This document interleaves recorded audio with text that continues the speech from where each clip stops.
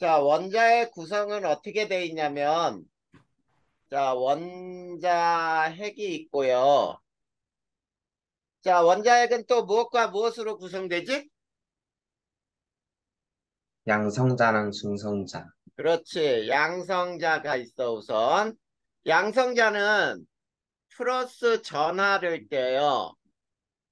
근데 이 플러스 전하가 얼마냐면, 플러스 1.6 곱하기 10의 마이너스 19승 쿨롬이라고 해.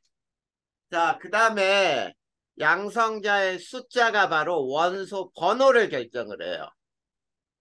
원소 번호.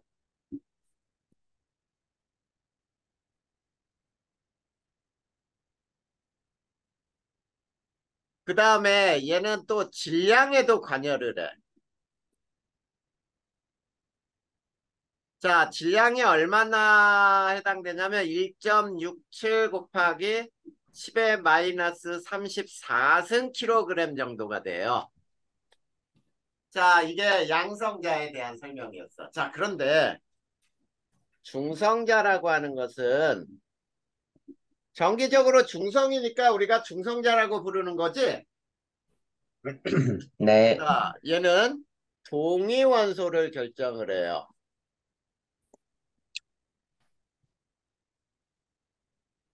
자, 그 다음에 또 질량에도 관여를 해.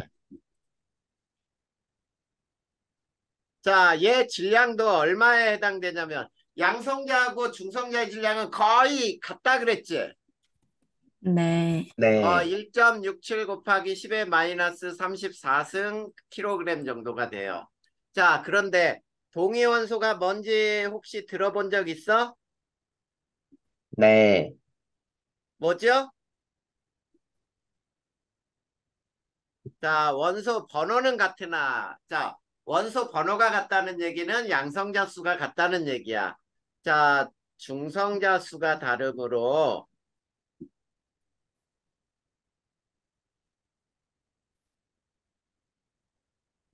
질량 수가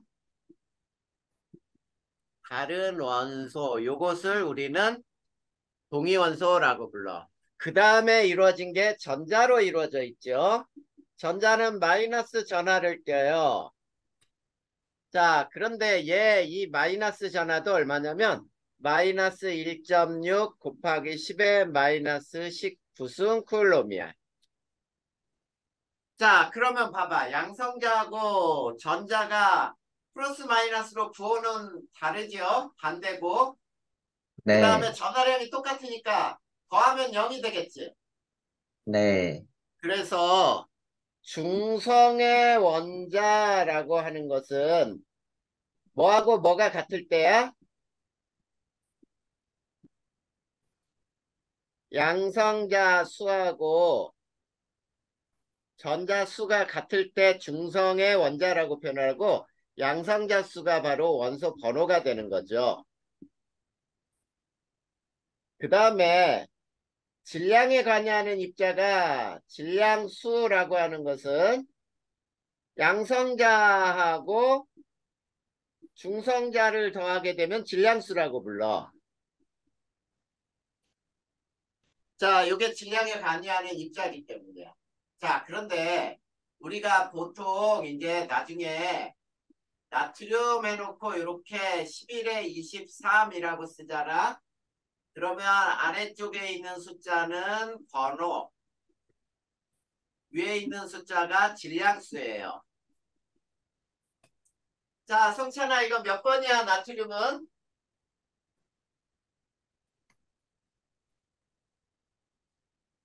어? 잠깐만요. 뭐가 잠깐만이야. 왜? 모르겠습니다. 여기 번호 11이라고 써 있는데 모르겠다 그러면 어떻게? 아, 10일이네요. 아, 수애들이 그래. 왜 그걸 세고 있었어요. 번호 11번이지. 네, 그러면 양성자수 몇 개야? 11개요. 그래, 11개. 전자수는 11개. 11개. 그러면 중성자는 몇 개? 그럼 빼면 되니까 12개. 그렇지, 12개. 그렇게 따지는 음, 거야. 자, 그러면 이런 거 따져보자. 선생님, 산소가 잠깐만요. 6에 12가 있고 6에 14짜리도 있거든. 자, 얘 번호가 둘 다 몇 번이야? 6번, 6번이니까 양성자 수는 몇 개야? 둘 다?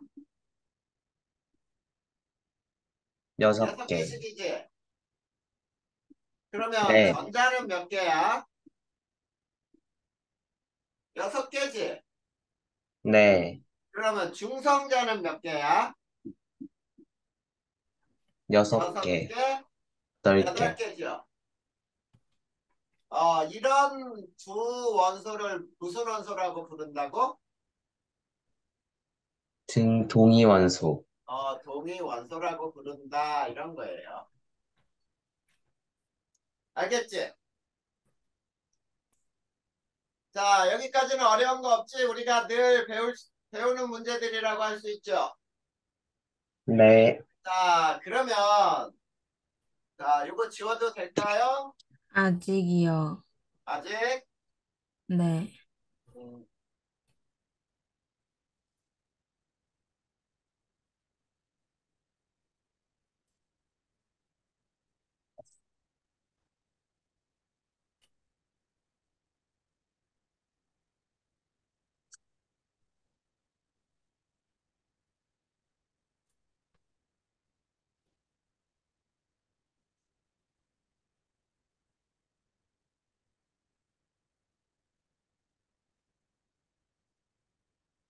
선생님, 네. 네, 원소 번호가 어, 전자수랑 같은 거예요? 자, 중성이라 그랬지, 중성. 네, 중성의 원자. 그러면 중성이면 플러스와 마이너스의 수가 같은 거 아니야? 네, 근데 플러스의 개수가 원소 번호란 말이야. 이해됐어? 네. 어.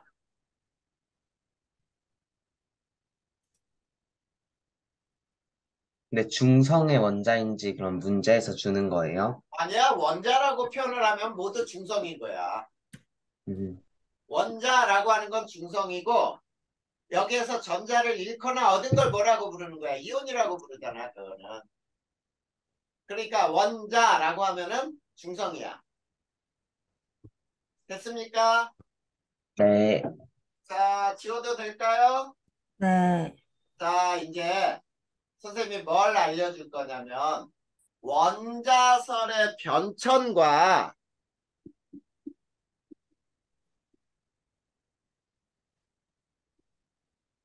자, 원자설의 변천과 자, 구조를 밝힌 실험.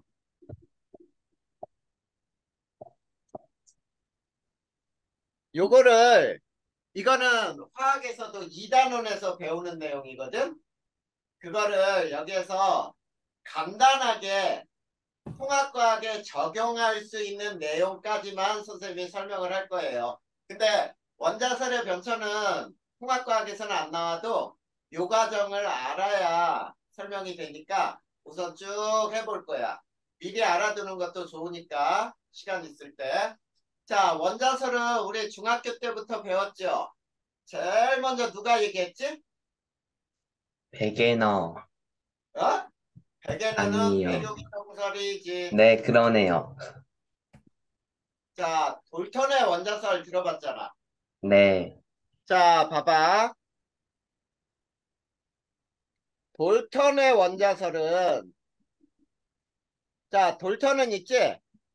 딱딱한 공과 같은 거예요. 딱딱한 공 모형을 한 거야. 그러니까 더 이상 쪼갤 수 없는 물질을 이루는 가장 작은 알갱이, 이게 바로 원자야. 근데, 자, 저기 봐봐. 돌턴의 원자에는 플러스나 마이너스나 이런 걸 띄는 게 표현돼 있어, 없어? 없어요. 그래, 아무것도 표시가 안 돼 있지. 근데 이 원자설이 바뀌어요. 누구 때문에 바뀌냐면 톰슨이라는 사람이 음극선 실험을 해요. 음극선 실험을 해서 전자를 발견을 해. 자, 전자를 발견을 했어. 그러면 물질 속에 전자가 포함되어 있어야 되겠지.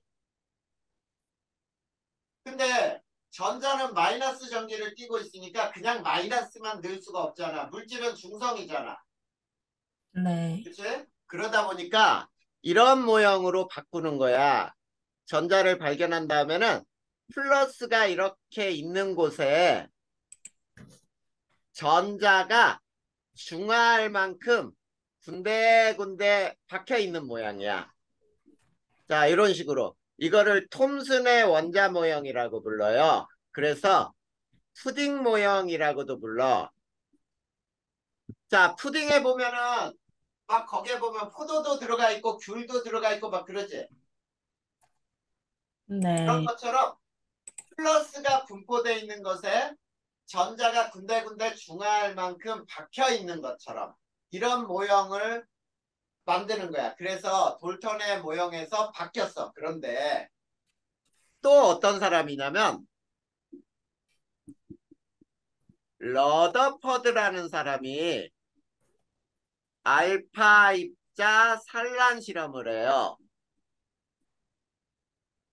자, 알파 입자 산란 실험을 통해서 뭘 발견을 했냐면 원자 핵을 발견을 해. 자, 그럼 잘 봐봐. 톰슨의 푸딩 모형에는 원자의 중심이 있어 없어? 없어요. 없어요. 그래, 원자 핵이라는 거 없잖아. 근데 러더퍼드라는 사람이 알파 입자 산란 실험으로 원자 핵을 발견하니까 이제 모형이 바뀌는 거야, 이렇게. 자, 원자핵에 플러스가 6개가 있다면 전자가 중화할 만큼 주변에서 돈다라고 하는 거야. 이거를 러더퍼드의 원자 모형이라고 불러요. 자, 러더퍼드의 원자 모형은 이렇게 되는 거야.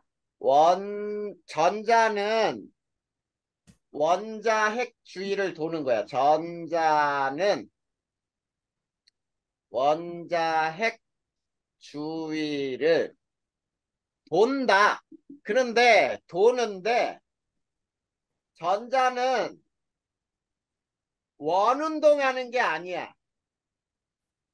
원운동 한다? 그럼 틀려요.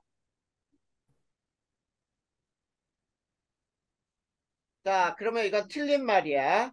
그러면 원운동이 아니니까 그냥 전자는 원자핵주를 도는 것뿐이야. 돈다라는 말은 타원으로도 돌 수 있고 원으로도 돌 수 있고 그렇지. 자, 그러니까 도는 건데 원운동한다 그러면 틀린단 말이야. 그리고 그러면 원운동이 아니니까 전자가 도는 길이 없어요. 전자가 도는 길이 정해져 있지가 않아. 그리고 이렇게 얘기를 해. 자, 만약에 러더퍼드 원자 모형이 맞다면 수소 스펙트럼은 연속 스펙트럼이 나와야 돼. 이런 얘기야. 맞다면이야, 이 모형이. 그러면 맞다면 수소 스펙트럼은 연속으로 나와야 되는데 틀렸다는 뜻이지. 그러니까 이렇게 되는 거지. 러더퍼드 원자 모형으로 설명할 수 없는 거는 수소의 스펙트럼을 설명할 수 없다는 뜻이에요. 자, 그래서 자, 이제 또 누구냐면 보어라는 사람이 수소 스펙트럼을 관찰을 해요. 그래서 선 스펙트럼을 얻어냈어. 자, 선 스펙트럼을 얻어냈으니까 보어는 또 뭐라 그러냐면 야, 러더퍼드 네 모형 틀렸어 라고 지적을 하겠지. 그치? 자, 네 모형은 틀렸어. 내가 보니까 모형이 이렇게 돼 라는 거예요. 플러스를 중심으로 전자가 도는 길이 이렇게 정해져 있어 라고 하는 거야. 그래서 보원 모형은 껍질 모형이라고 불러요. 껍질 모형에는 전자는 원자핵 주위를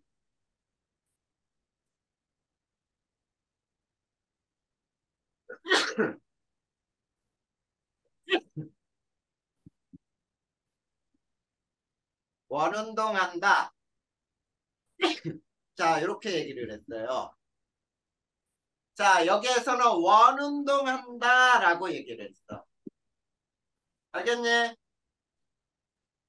자, 그 다음에 이제 현대 원자 모형으로는 현대에서는 자, 플러스를 중심으로 전자가 도는 것을 돈다라고 하는 게 아니라 이렇게 점으로 찍어 갖고 있지. 오비탈이라고 불러요. 여기서는 전자 발견 확률 함수예요.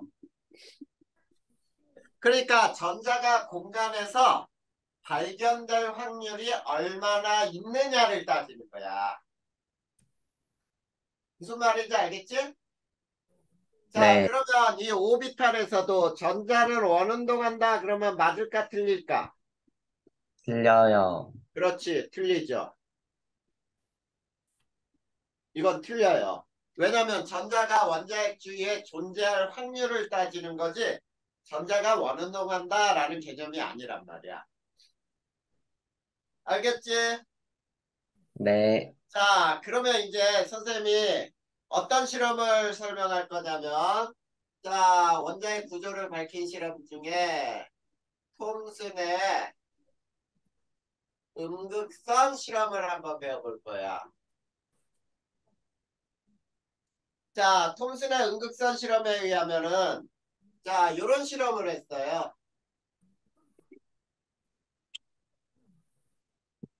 자, 요게 진공이야. 진공이고 유리관이에요. 자, 진공의 유리관에 요렇게 요런 도넛 모양을 요렇게 해놓고 여기가 이쪽에다가 있지 형광 물질을 발라놨어. 니네 형광 물질이 뭔지는 알아? 알아 몰라? 어두울 때, 어두울 때 이렇게 쫙 빛이 나지? 네, 그런 게 형광 물질이야. 자, 근데 잘 봐봐. 진공이니까 이 속에 빛을 낼 수 있는 물질이 있어 없어? 없어요. 그래 없어. 그런데 여기에다가 있지 마이너스 이쪽에 플러스를 걸었더니 어떤 일이 발생했냐면 자, 이 형광물질 발라놓은 곳에 도넛 모양의 그림자가 생겼어. 그리고 요 가운데 뻥 뚫려 있는 곳에 막 여기에서는 빛이 나, 빛. 그러면 한번 생각해봐. 뭔가가 마이너스 극에서 플러스 극 쪽으로 이동을 한 거지. 그렇지 않아? 자, 네. 요거를 이 톰슨이라는 사람은 음극선이라고 이름을 지은 거예요. 자, 그러면 요 실험에서 음극선의 성질을 하나 알 수 있는데 음극선은 마이너스 극에서 발생해서 플러스 극 쪽으로 직진하죠. 그림자는 빛의 직진성 때문에 생기지. 자, 네, 그 다음 이제 어떤 실험을 또 해야 되는지 봐봐. 자, 똑같은 장치를 만들어 놓고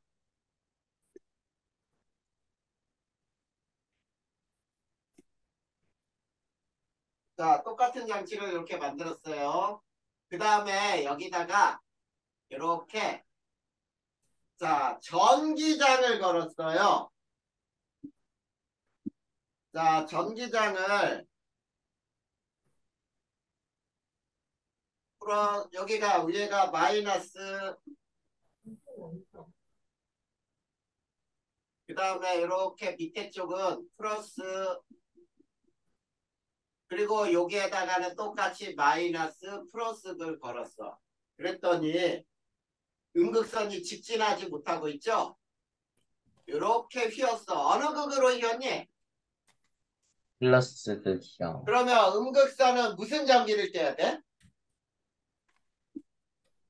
마이너스. 그래, 음극선은 마이너스를 떼야지.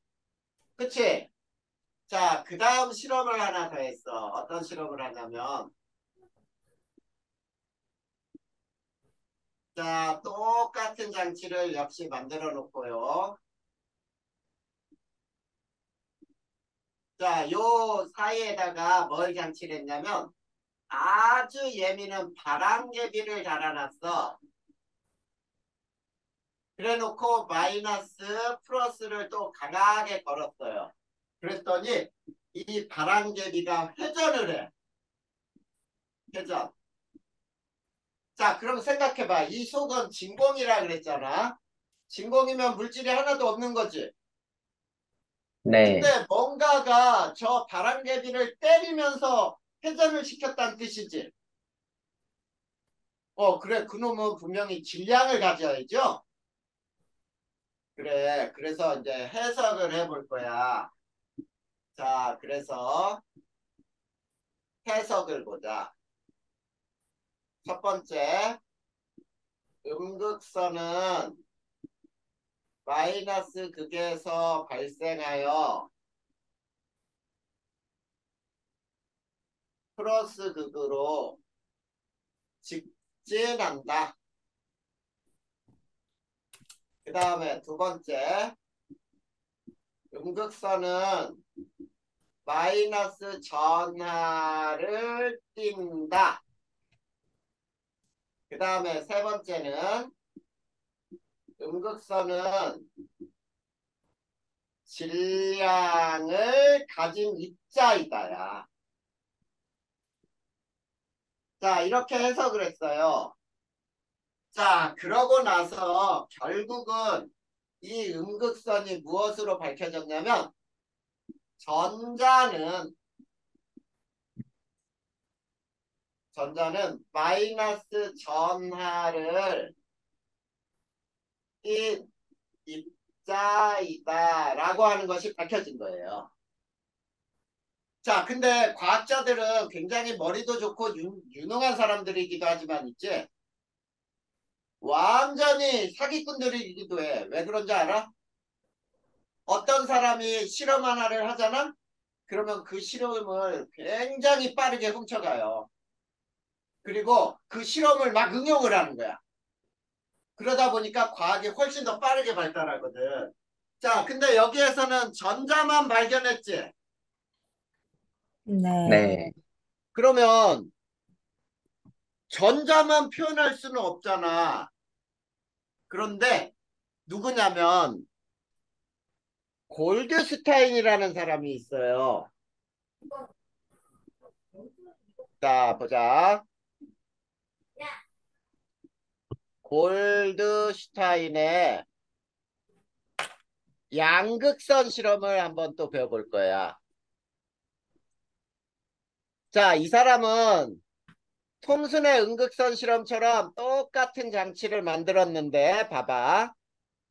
자, 근데 다른 점이 있어요. 여기다가 수소를 집어넣어놨어요. 수소. 실험이 다르지? 수소를 집어넣고 여기에다가도 이렇게 도넛 모양, 여기에다가도 도넛 모양을 이렇게 장치하고 양쪽에 형광 물질을 이렇게 발라놨어. 그리고 마이너스 플러스를 걸었어요. 자, 톰슨의 음극선 실험하고 비슷하지만 다르지? 자, 이 속에 수소를 넣어놓고 양쪽에 그 형광 물질을 발랐더니 어떤 일이 발생하냐면, 자, 요렇게 여기에 그림자가 생기고, 그 다음에 여기도 똑같이 그림자가 생겨요. 그리고 요 가운데는 똑같이 빛이 나. 여기도 똑같이 가운데서 빛이 나. 그러면 생각해봐. 톰슨이라는 사람에 의해서 요 흐름은 밝혀졌지. 네, 마이너스에서 플러스 가는 거는 전자라는 게 밝혀졌는데, 그러면은 요것이 있잖아. 플러스 극 쪽에서 마이너스 극으로 간 것도 있니? 네, 이걸 양극선이라고 설명을 했어요. 자, 그러면 양극선의 이 양극선이 바로 뭐냐면 양성자를 발견하게 되는 거야. 봐봐. 여기에다가 수소를 집어넣는데 음극선이 전자라 그랬죠? 네, 그랬더니 전자가 수소하고 부딪히면서 있지? 이게 수소 이온으로 만들어 버리고 전자를 하나 뜯어가. 이게 뭐야? 이게 양성자잖아. 맞니? 네, 자, 그러니까 봐봐. 톰슨이 전자를 발견하고 골드슈타인이 양성자를 발견해서 중성의 원자를 만들기 위해서 톰슨의 원자 모형이 이렇게 변한 거잖아. 자, 프로스의 바다에 중화할 만큼의 전자가 군데군데 박혀 있다. 이런 모형이 이제 원자설로 변천이 된 거야. 됐습니까? 네, 자, 그러면 이제 러더퍼드의 알파 입자 산란 실험을 배울 거예요.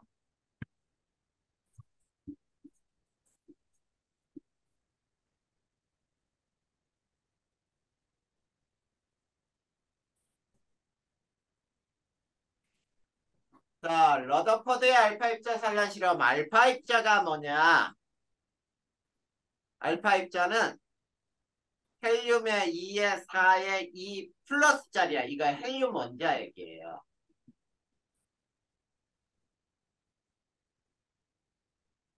자, 헬륨 원자 얘기인데 어떤 장치를 만들어 놨냐면 요게 납이야. 자, 납의 한쪽에 홈을 팠어요. 그리고 홈 속에다가는 방사성 원소를 집어넣어 놨어. 자, 방사성 원소 앞에다가 아주 얇게 금박을 세워놨어요. 그리고 금박을 이렇게 감싸는 형광띠를 이렇게 감싸놨어요. 형광띠. 자, 형광띠로 감싸놨더니 어떤 일이 발생했냐면, 자, 금박 뒤쪽에서 여기에서 우수한 반짝임이 나. 자, 그러면 뭔가가 금박을 뚫고 지나갔다는 얘기지. 그 다음에 가끔은 이런 데서도 반짝해, 이렇게. 그 다음에 더 가끔은 이런 데서도 반짝여. 그럼 봐봐. 금박을 뭔가가 이렇게 통과해 간 거야. 그치? 그 다음에 이런 것들은 살짝 흰 거. 요놈은 많이 흰 거. 이런 것들은 튕겨 나온 거. 이렇게 해석할 수 있니? 네, 그래. 이런 거를 해석을 해야 돼. 그래서 러더퍼드가 이제 톰슨의 원자 모형을 쉽게 얘기하면은 틀렸다라고 주장을 하는 거야. 그래서 이렇게 되는 거야. 야, 톰슨, 네 원자 모형이 맞다면, 네 원자 모형이 맞다면 직진만 설명할 수 있어. 그렇다는 얘기는 튕겨 나오거나 휘어지는 입자는 설명할 수 없다는 뜻이 되죠. 자, 그래. 그래서 왜 톰슨 원자 모형이 맞다면 잘 봐봐. 이게 톰슨 원자 모형이었어. 자, 플러스가 이렇게 나열되어 있는 곳에 중성이 될 만큼 전자들이 옆에 군데군데 박혀 있거든. 이렇게 중성이 되게. 근데 알파 입자도 플러스를 띠죠. 그치? 알파는 헬륨 원자핵이니까 플러스를 띄어. 자, 네. 플러스를 띈 놈이 자 원자를 통과한다고 해봐. 그러면 그냥 중성인 곳을 지나니까 휘어지는 것도 없고 튕겨 나오는 것도 없고 그냥 통과만 해야겠지. 실험으로 어차피 통과했으니까 금박을 통과한 거니까 금 원자를 뚫고 지나간 거란 얘기야. 그런데 이거밖에 거의 설명을 할 수 없어요. 그치? 휘어지는 거하고 튕겨 나오는 걸 설명할 수 없어. 그렇기 때문에 이제 러더퍼드가 야, 네 모형은 틀렸어 라고 하는 거지. 그래서 내 모형으로는 설명 가능해 라고 하면서 봐봐. 자, 여기에 플러스가 이렇게 6개가 모여 있는 곳에 전자가 중화할 만큼 도는데 자, 알파는 플러스지요. 자, 멀리 쏘면 그냥 지나가. 이렇게. 자, 직진하는 게 설명이 되지. 그런데 이렇게 지나다가 플러스하고 가까워졌어. 그러면 살짝 튀어. 그런데 더 지나다가 플러스하고 더 가까워졌어. 그러면 어떻게 돼? 그 반발력이 더 크게 작용하죠. 그러니까 더 많이 휘어. 그러면 이쪽 끝에서 보면은 조금 있는 거, 많이 있는 거 다 설명이 되지. 네. 그 다음에 야 이렇게 진행하다가 중심에 부딪혔어. 그러면 튕겨 나올 수도 있겠지. 네. 그래서 야 네 모형으로는 요 직진하는 것만 설명이 되지만 내 모형으로는 직진하는 것, 휘는 것, 튕겨 나오는 것 모두 설명이 가능해 라고 해서 그래서 네 모형은 틀렸고 내 모형이 맞아 라고 한 거지. 이해됐니? 네. 네. 자 그래서 그러면 이 러더퍼드도 자기 실험에 대해서 해석을 하겠죠. 자, 해석을 어떻게 했는지 보자. 러더퍼드 실험의 해석은 첫 번째. 자, 원자의 대부분은 빈 공간이더라. 그래, 원자의 대부분이 빈 공간이어야 알파 입자가 통과할 거 아니야. 그치? 네, 굉장히 맞는 말이에요. 왜 그러냐면 이렇게 표현하기도 해. 우리가 있잖아. 축구장 가운데 엄지손가락만한 쇠구슬을 하나 딱 가운데 떨어뜨려. 그게 원자핵의 크기고 축구장 전체 크기가 원자의 크기라고 얘기를 해요. 무슨 말인지 알겠어요? 네. 그러니까 원자의 대부분은 빈 공간이다라고 하는 거 맞지? 자, 이거 원자야. 근데 원자핵이라고 표현되면 틀려요. 그 다음 두 번째. 원자 중심에 플러스 전하가 밀집되어 있어요. 전하가 모여 있어. 자, 플러스 전하가 모여 있어야 플러스와 플러스끼리 밀어내겠지. 네. 자, 그래서 플러스 전하가 모여 있다. 그 다음에 튕겨 나올 수 있는 방법은 원자 중심에 질량이 모여 있어요.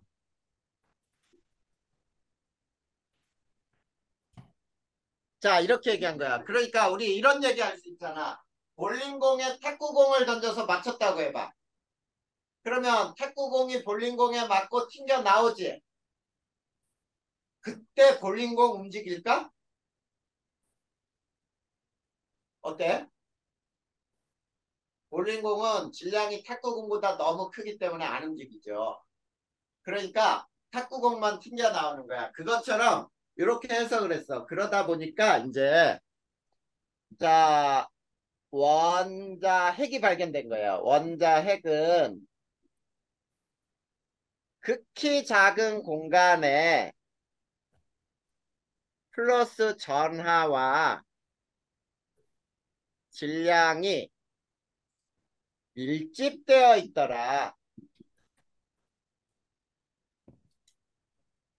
자, 이렇게 얘기를 해서 러더퍼드가 원자의 핵을 발견했어. 그런데 아직은 있지.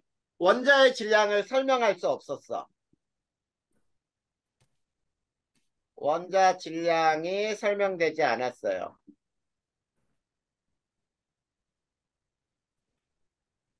자, 왜 원자의 질량이 설명되지 못했을까? 왜? 원자 핵 속에는 양성자 말고도 뭐가 있다 그랬지? 중성자. 그래, 중성자가 있는데 중성자를 미발견했잖아. 미발견이야. 근데 이 러더퍼드의 중성자 존재를 예측을 해줬어요. 자, 중성자 존재를 예측했으니까 야, 누군가는 또 중성자를 발견해내겠지. 네. 네, 그 사람이 누구냐면 체드윅이라는 사람이에요. 체드윅이 중성자를 발견을 해요.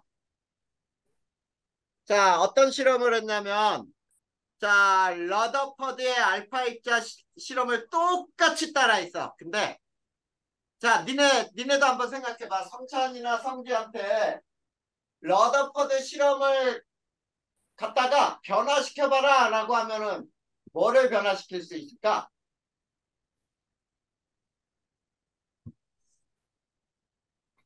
니네는 뭐를 변화시킬 수 있겠어?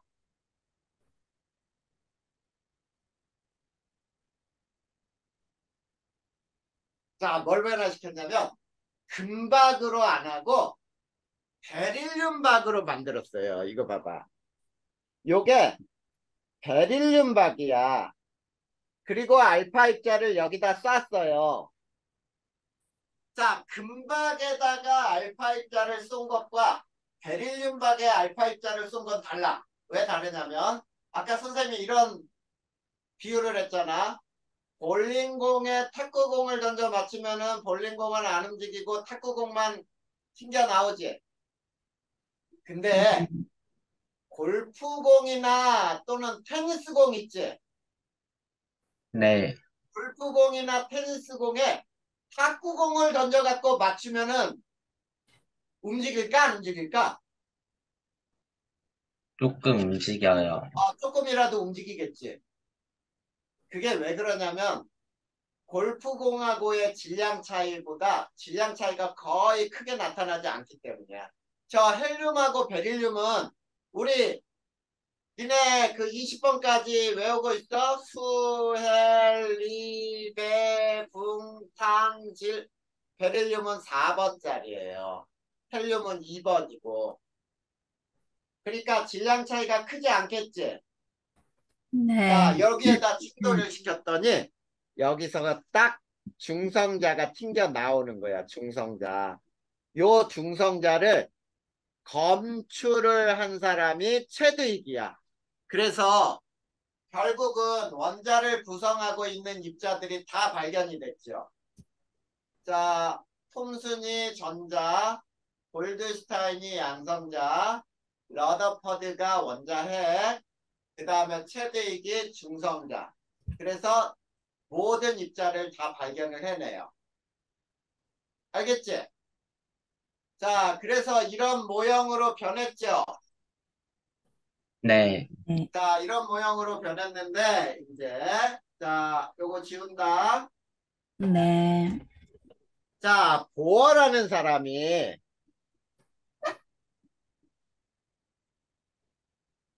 수소 원자 모형을 만들었어요.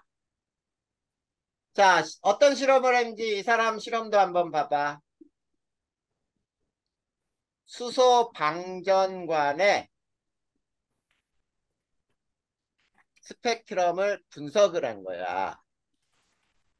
자, 수소 방정관은 자, 요렇게 유리관에 여기에 플러스 극, 여기에 마이너스 극, 여기에다가 수소를 넣고 플러스 극과 마이너스 극을 강하게 걸었어.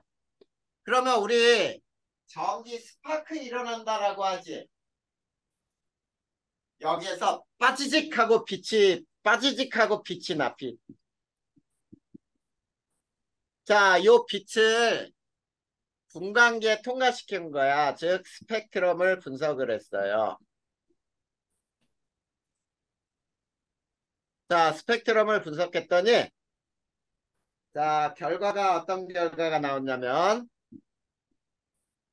항상 같은 선 스펙트럼이 나타나. 자, 그러면 항상 같은 선 스펙트럼이 어떻게 나왔냐라고 했더니, 이렇게 나왔어요.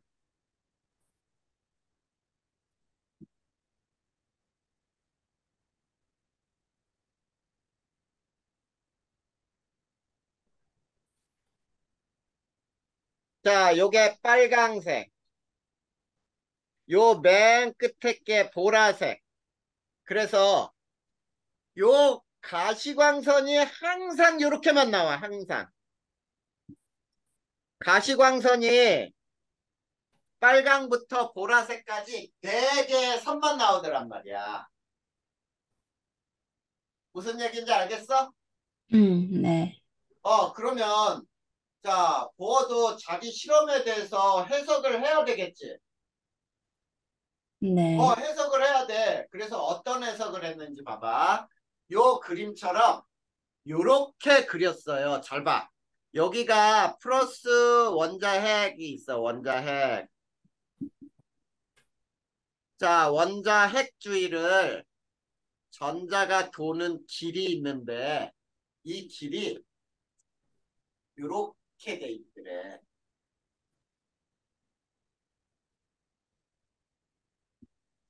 무한대까지. 자, 이 보아라는 사람은 요걸 껍질이라고 표현했어요. 자, 껍질이라고 표현했는데 K 껍질부터 알파벳 순서야. K, L, M, N 껍질이라고 부르자. 무한대까지. 알겠니? 자, 근데 네, 이 껍질을 잘 봐봐. 위로 올라갈수록 그 간격이 좁아지지. 네. 네, 좁아져요. 그리고 이거를 파원에서는 요걸 첫 번째 껍질, 두 번째, 세 번째, 네 번째 껍질이라고 하자라고도 할 수 있니? 네. 네, 요 숫자를 우리가 앞으로 파원에서는 주양자 수라고 표현을 해요. n이라고 표현을 해. n. 자, 그러면 이 껍질이라는 거는 전자가 도는 길이라고 표현했지, 아까. 그치? 네. 자, 전자가 도는 길이야. 그러면 이 길에는 전자가 최대 몇 개가 채워질까? 최대 수용될 수 있는 전자수는 몇 개일까? 이거는 이 n제곱이 된대. 그러면 첫 번째는 몇 개의 전자가 돌 수 있어? 두 두 개, 개죠. 개. 그 다음은, 여덟 개. 그 다음은, 18, 열여덟. 그 다음은, 32개. 이렇게 돌겠지. 자, 여기에서 니네가 혼동하면 안 돼. 통합과학에서는 2, 8, 8, 2로 외우게 돼요, 나중에. 이 껍질에 전자를 채울 때 2, 8, 8, 2로 채운단 말이야. 근데 그것이 왜 그렇게 되는지는 오비탈이라는 거를 배운 다음에 이게 이유가 밝혀져. 그러니까 오늘 선생님이 설명할 거는 오비탈까지만 설명을 할 거예요. 전자를 채우는 것까지만. 자, 그런데 자, 수소는 전자가 몇 개 있어? 한 개요. 자, 한 개 있는데 이 한 개의 전자는 몇 번째 껍질에 있는 게 정상일까? 첫 번째, 그렇지. 첫 번째 껍질에 있는 전자가 정상인 거야. 이 전자를 바닥 상태라고 불러요. 이해됐어? 자, 바닥 상태 이 전자는 안정하다는 뜻이야. 근데 이 전자는 있지, 에너지를 흡수하면 무한대까지 올라갈 수 있어. 자, 선생님이 뭐라 그랬지? 에너지를 어떻게 하면? 흡수하면이라 그랬지. 자, 에너지를 흡수해서 이렇게 높은 껍질로 옮겨간 전자를 들뜬 상태라고 불러요. 자, 들뜬 상태하고 바닥 상태하고 누가 더 안정할까? 바닥 바다. 상태, 그래, 바닥 상태가 안정하지. 그러면 들뜬 상태 전자는 바닥 상태까지 떨어질 수가 있죠. 그치? 네. 안정하게 네, 되기 위해서. 자, 이때는 에너지를 어떻게 할까? 방출, 거꾸로 에너지를 방출을 해요. 자, 요 에너지 방출이 빛으로 나와. 자, 이 빛을 스펙트럼으로 찍었더니 저 스펙트럼이 선 스펙트럼이 나온 거야. 근데 잘 봐봐. 니네 선생님이 요거를 만약에 요렇게 잘랐다고 해봐. 이 일부를. 자, 요걸 요렇게 잘랐다고 해보자. 그러면 요 스펙트럼 모양하고 좀 일치하지 않니? 네. 그래, 일치한단 말이야. 그러니까 저 스펙트럼 모양을 가지고 보라는 사람은 수소 원자의 모형을 정한 거겠지. 이해됐어요? 네. 네, 자, 그러면 이 보어라는 사람도 자기 실험에 대해서 해석을 했을 거야. 어떤 해석을 했는지. 자, 필요한 것만 설명을 해보자. 해석. 첫 번째, 전자는 원자 핵 주위에 일정한 껍질에서 원운동한다. 이렇게 얘기를 했어요. 그 다음 두 번째, 그 껍질을 안쪽부터 K, L, M, N은 1, 2, 3 껍질이라 한다. 그 다음 세 번째. 자, 안쪽 껍질에서 에너지를 흡수하면 바깥 껍질로 전자가 옮겨가죠? 그 옮겨가는 거를 전이한다 그랬어. 전이할 수 있고. 자, 바깥 껍질 전자가 껍질에서 안쪽 껍질로 전이할 때는 에너지를 방출한다라고 얘기했단 말이야. 자, 이 에너지를 방출하는 스펙트럼을 찍었더니 선 스펙트럼이 나온 거지. 그래서 이렇게 얘기한 거예요. 수소의 껍질, 이 껍질을 에너지 준위라고 얘기했어. 자, 에너지 준위라고 하는 말은 쉬운 말로는 에너지의 크기라고 하면 돼요. 수소의 껍질은, 즉 에너지 준위는 불연속적으로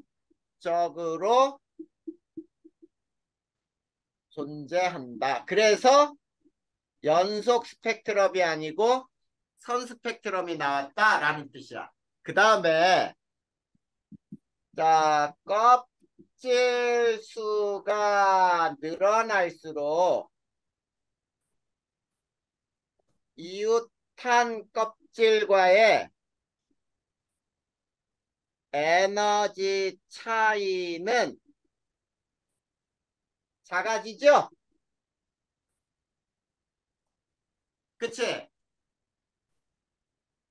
자, 이게 에너지라는 얘기야. 이게 에너지 E1, E2, E3, E4 이렇게 에너지란 뜻이에요. 이 껍질이. 그래서 에너지를 받으면은 높은 에너지가 되고 그리고 에너지를 잃으면은 낮은 에너지로 다시 전자가 이동하고 이해됐지?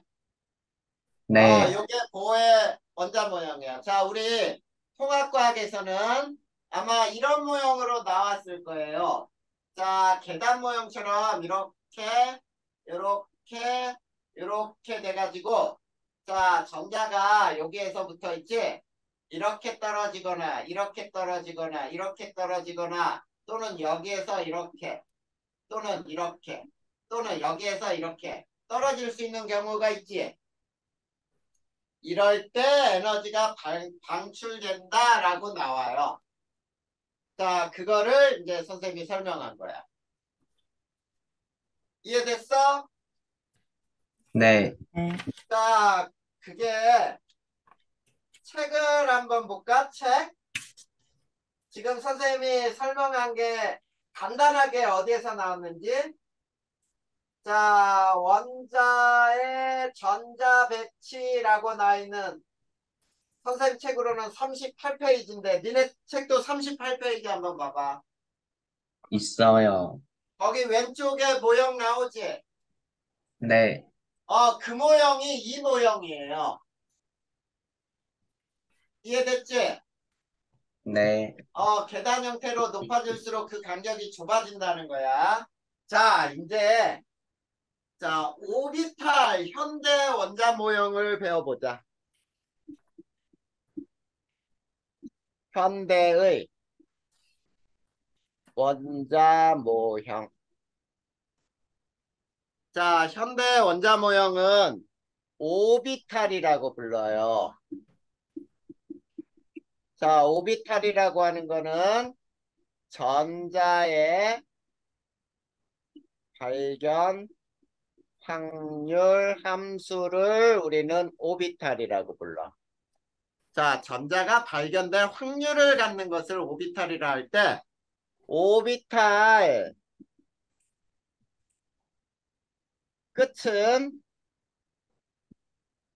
명확히 정의할 수는 없어요. 자, 명확히 정의할 수는 없지만 전자 발견 확률이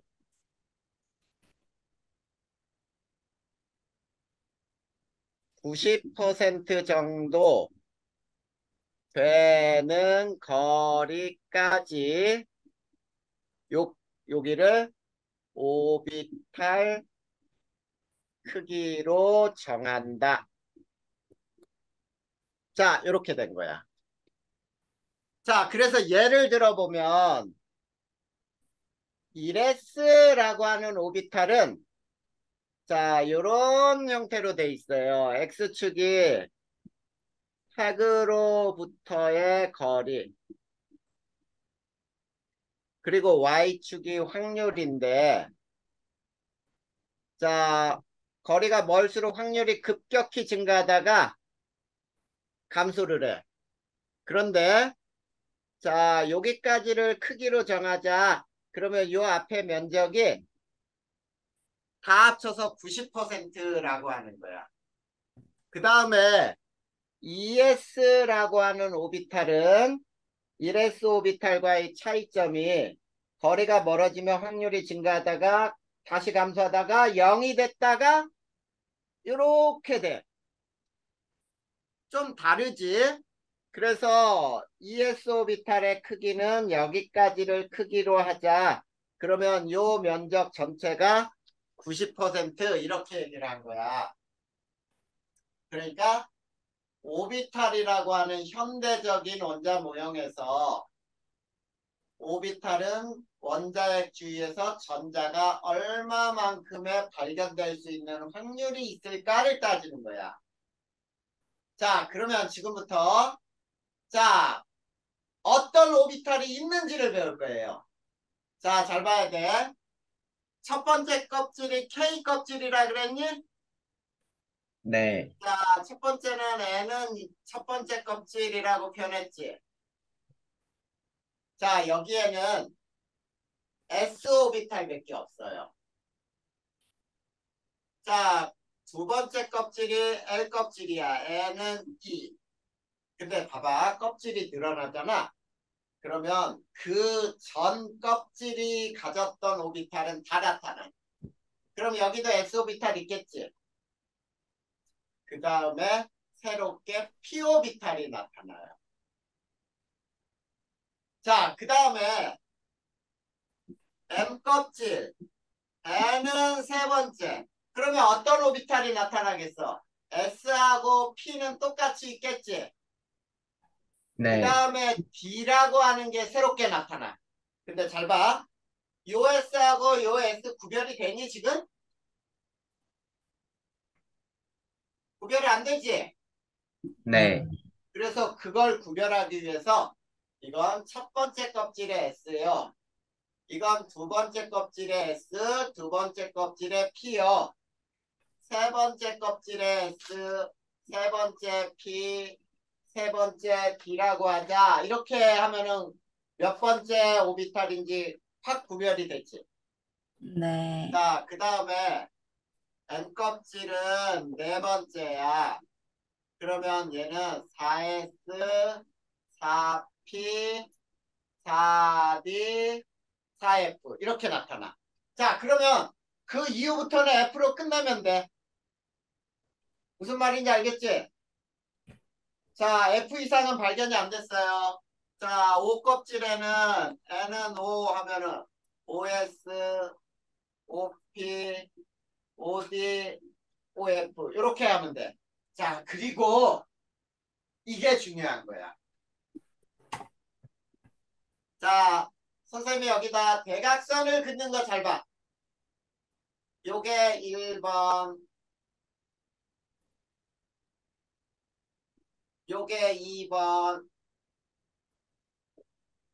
요게 3번, 요게 4번. 자, 수능하고 고등학교 시험에서는 요 4번까지밖에 안 나와. 무슨 말인지 알겠지? 그 다음에 이게 5번. 자, 이 5번은 대학교나 가야 배워. 자, 4번까지밖에 안 나온다는 뜻이야. 자, 그러면 여기서 뭘 배워야 되냐면, 자, 이걸 배워보자.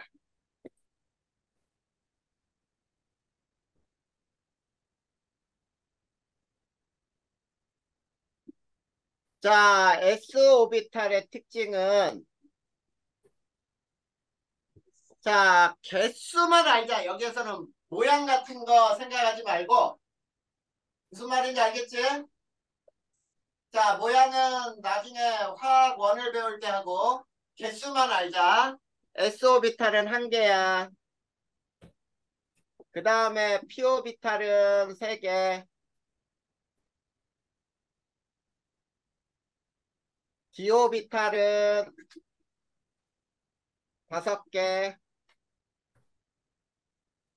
F 오비탈은 일곱 개.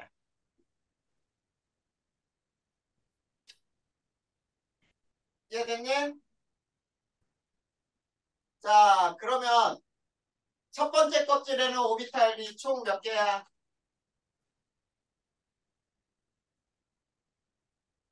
어?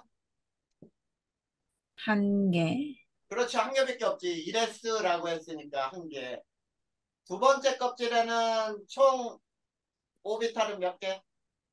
8개. 아니야. 두 번째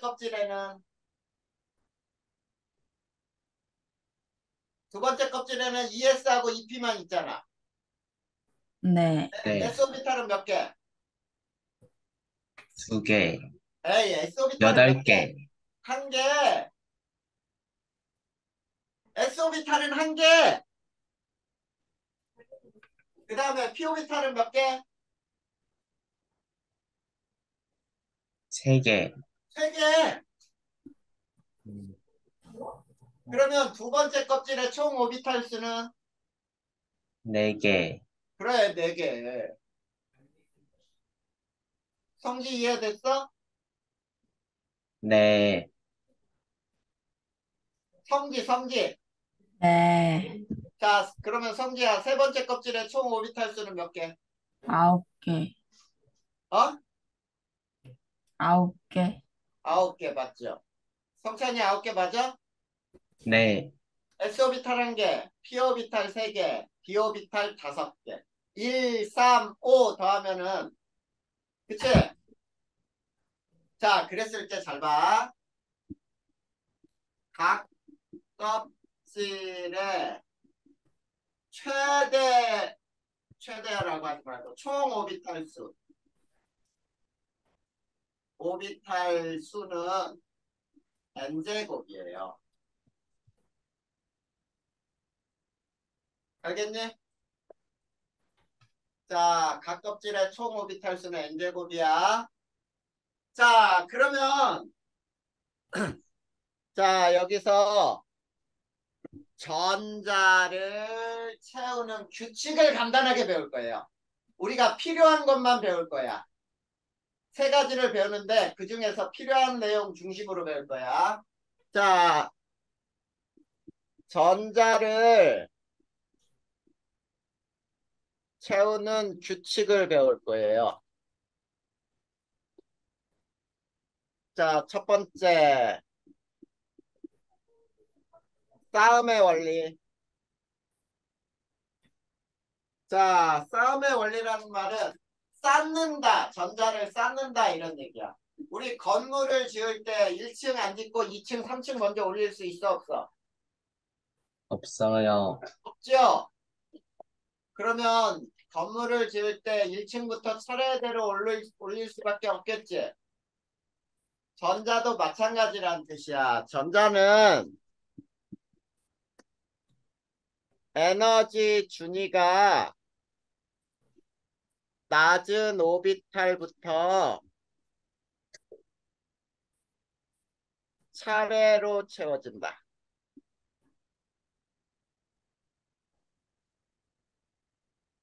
자, 차례로 채워진다.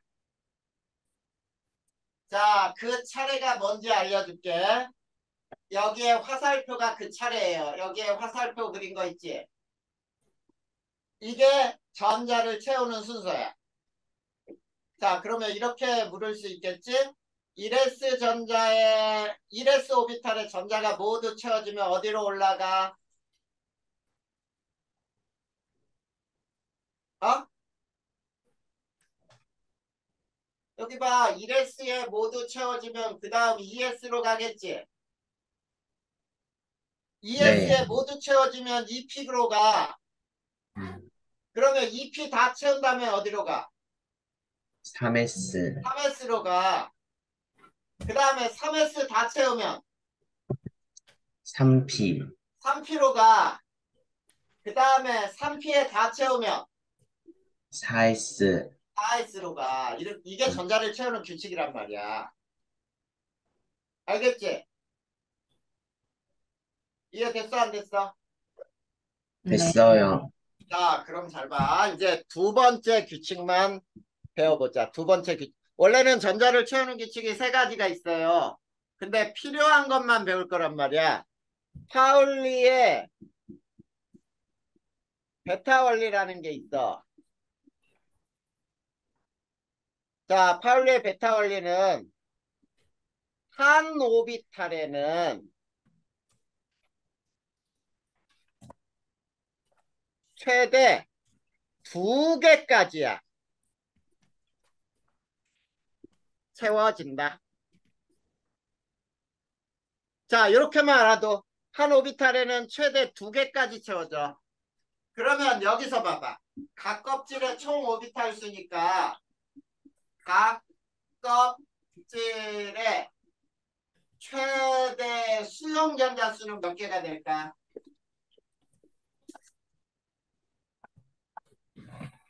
그 오비탈에는 최대 2개까지 2n 제곱이 되지. 맞아요? 네. 이해됐냐 안 됐니? 네. 자, 그러면 이해됐으면 자, 오비탈에 전자를 채우는 거는 앞으로 있지. 선생님처럼 이렇게 외우면 돼. 자, 잘 봐. 1S, 2S, 2P, 3S, 3P, 3D, 4S, 4P, 4D, 4F 그래 놓고 대각선. 알겠니? 네. 자, 그러면 이제 앞으로 전자를 오비탈로 채운다라고 할 때, 잘 봐. 수소는 1번이니까 1S에 하나가 채워지는 거야. 맞지? 그 다음에 헬륨은 2번이니까 1S에 둘. 그 다음에 리튬은 3번이니까 1S에 둘, 2S에 하나. 맞죠? 한 오비탈에는 최대 2개까지 채워야 되니까 S 오비탈에는 하나밖에 없다 그랬잖아. 그 다음에 4번의 베릴륨은 1S에 둘, 2S에 둘. 5번의 붕소는 1S에 둘, 2S에 둘 채운 다음에 2S까지 채우면 어디로 간다고? 3S. 아니야. 2S에 채우면 2P네요. 2P로 가지. 그러면 네. 2P에 하나. 그러면 탄소 6번은 1S에 둘, 2S에 둘, 2P에 자, 피오비탈은 몇 개 있다 그랬지 아까? 3개. 3개면은 몇 개까지 채울 수 있지? 6개. 그래, 6개까지 채울 거야. 여기는 2개. 질소는 7번이야. 1S 둘, 2S 둘, 2P에 셋. 산소는 8번. 1S 둘, 2S 둘, 2P에 넷.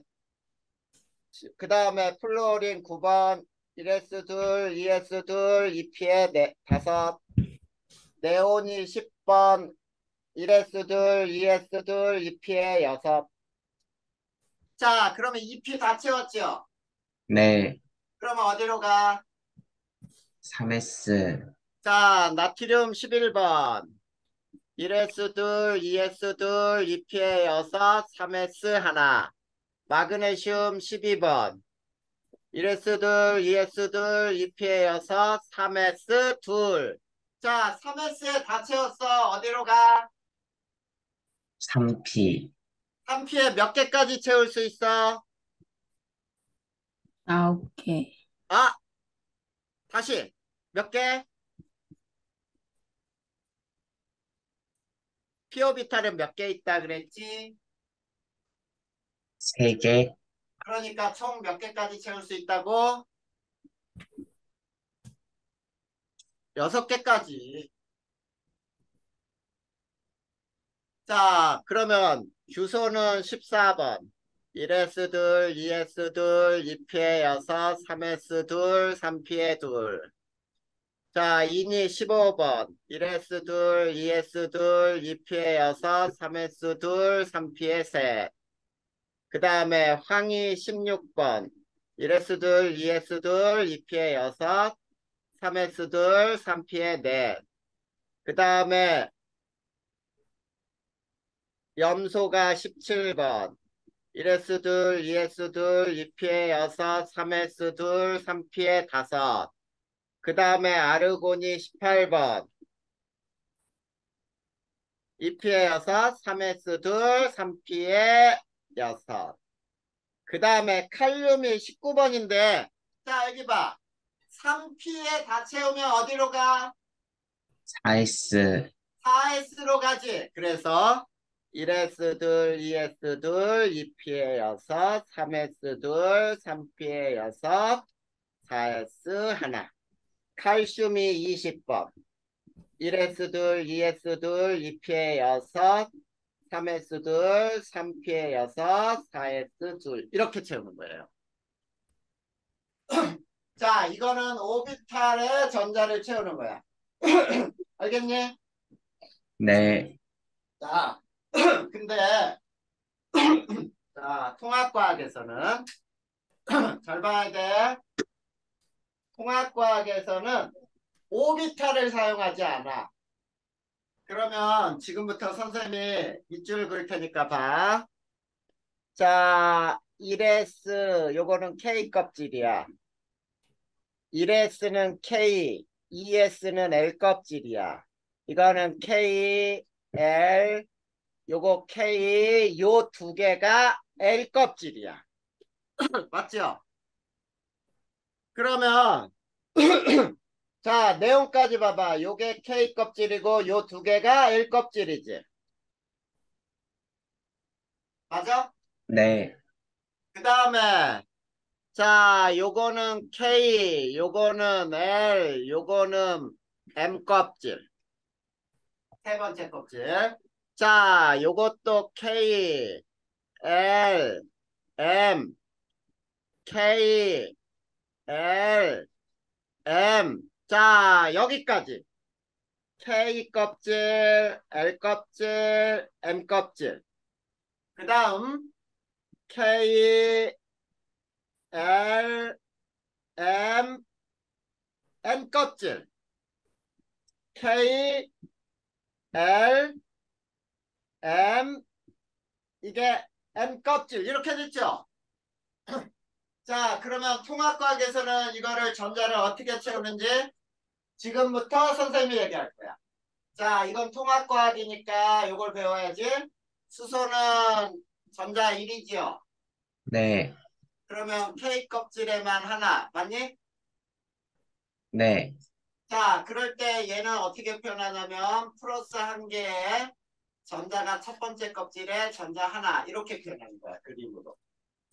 그 다음에 헬륨은 K 껍질에 두 개지요. 네. 맞아? 그러면 플러스 두 개에 첫 번째 껍질에만 전자를 점으로 두 개 찍으면 되겠다. 자, 리튬은 3번이니까 K에 두 개, L에 한 개 들어가 있니? 네. 그래서 자, 얘는 플러스가 세 개인데 첫 번째 껍질에 전자가 두 개, 두 번째 껍질에는 전자가 한 개. 이렇게 하는 거예요. 자, 두 번째 껍질에는 전자가 총 몇 개까지 채워질까? 여기까지죠, 여기.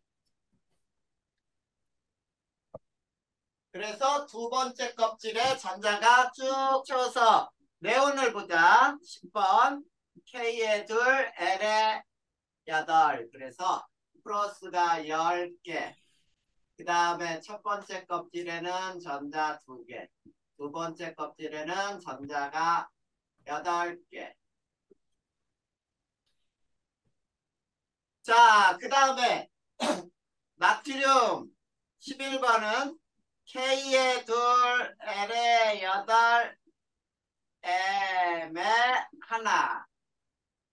그러면은 플러스 11개.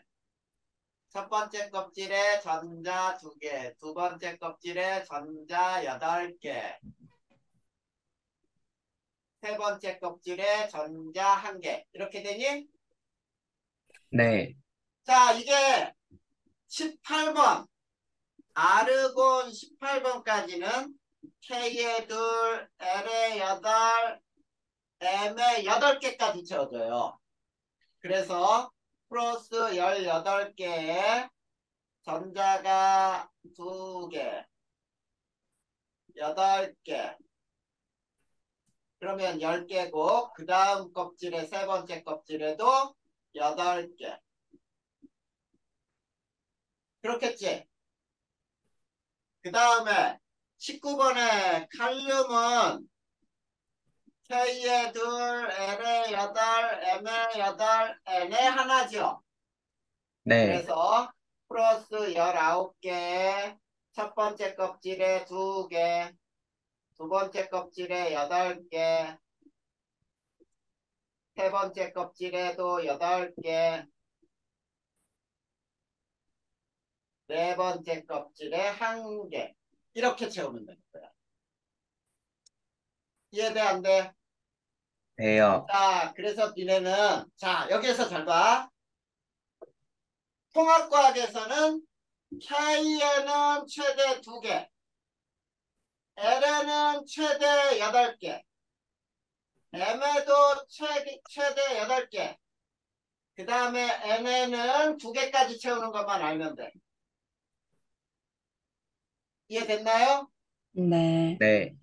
요거까지만 알면 돼. 우리는 오비탈은 이거는 화학에서 배우는 거야.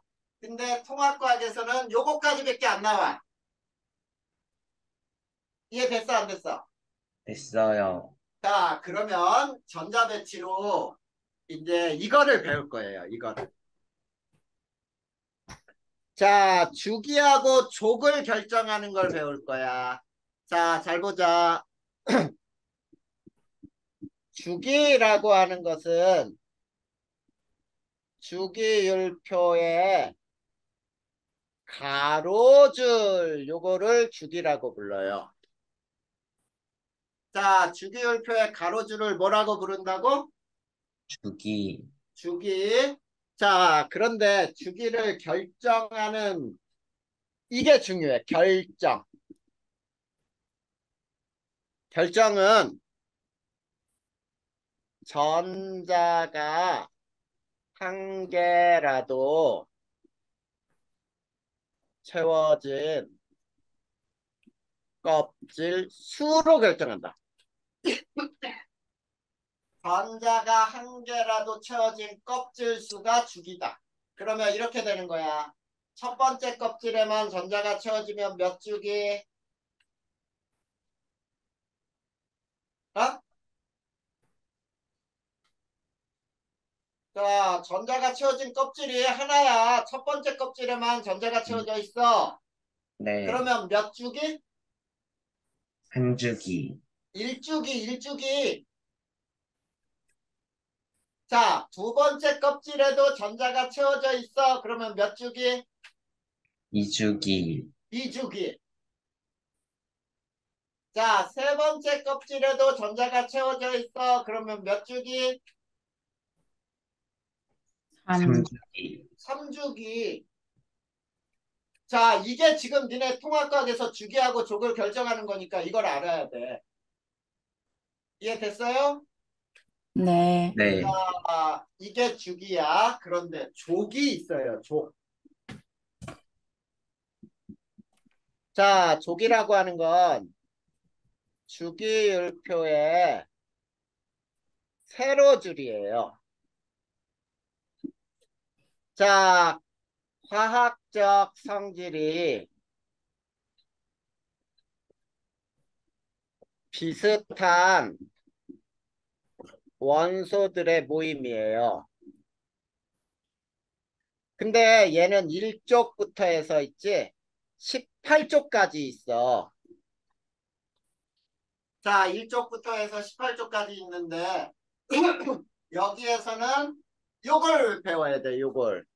원자과 전자수가 뭔지를 배울 거야. 자, 원자과 전자수는 마지막 껍질에 채워진 전자수. 자, 마지막 껍질에 채워진 전자수를 최각 전자수라고도 불러요. 자, 그런데 봐. 최외각 전자수가 1개부터 7개일 때는 원자과 전자수도 1개부터 7개로 따져요. 1개부터 7개. 자, 그런데 최각 전자수가 8개는 원자가 전자수를 0이라고 불러.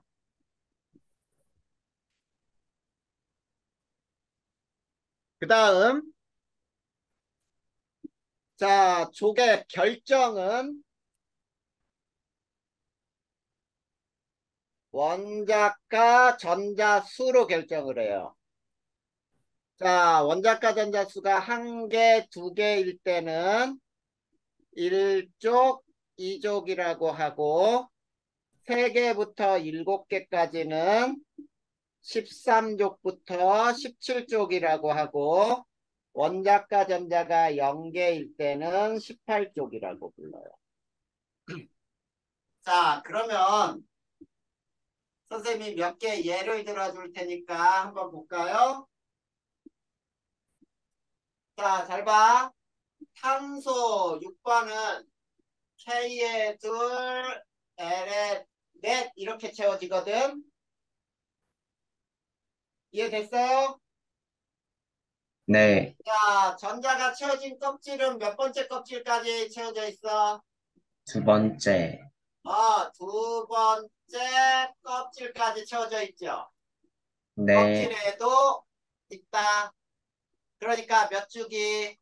2주기. 2주기. 자, 이게 두 번째 껍질이야. 자, 원자가 전자수는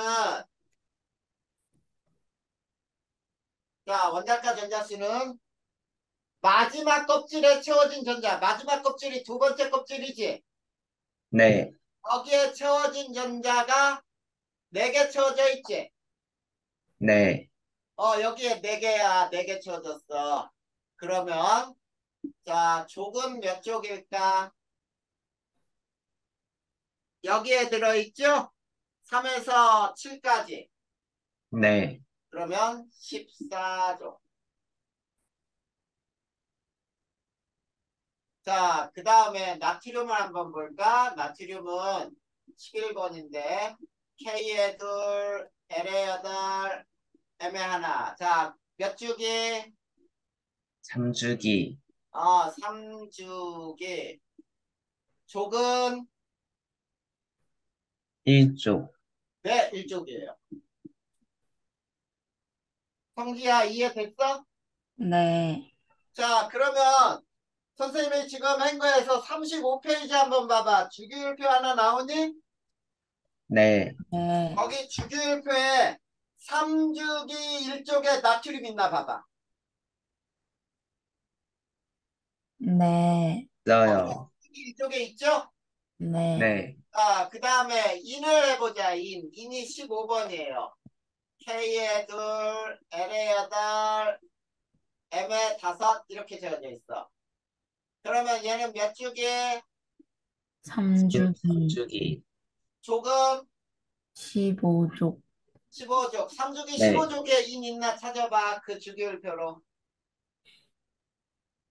있어요. 거기에 딱 있죠. 3주기 15족. 네. 네. 그렇게 해서 이 주기율표가 결정이 되는 거야. 그래서 선생님이 오늘은 주기와 족을 결정하는 것까지 선생님이 설명을 했어요. 이해됐니? 네. 네. 자, 그럼 여기까지 해서 이해 안 되는 거 있어? 아니요.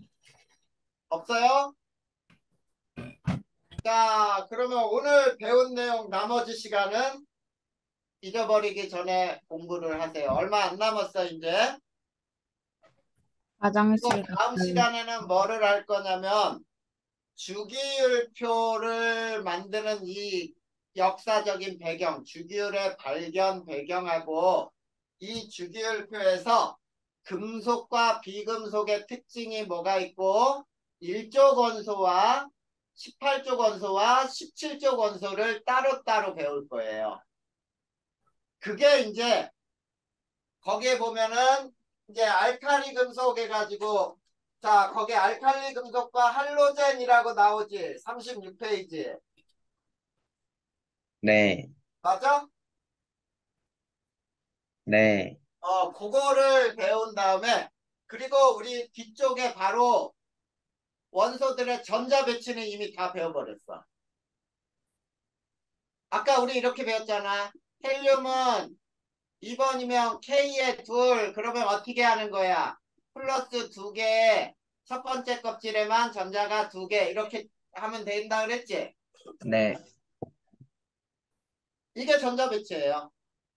그 다음에 주기율이 나타나는 이유는 뭐냐라고 나와 있는 거에 원자과 전자의 규칙적 배열 때문이다, 이런 게 나오거든. 그래서 오늘 배운 내용이 화학의 기본이면서 우리가 통합과학에서도 미리 다 알 수 있는 내용들이니까 꼭 알고 있어야 돼.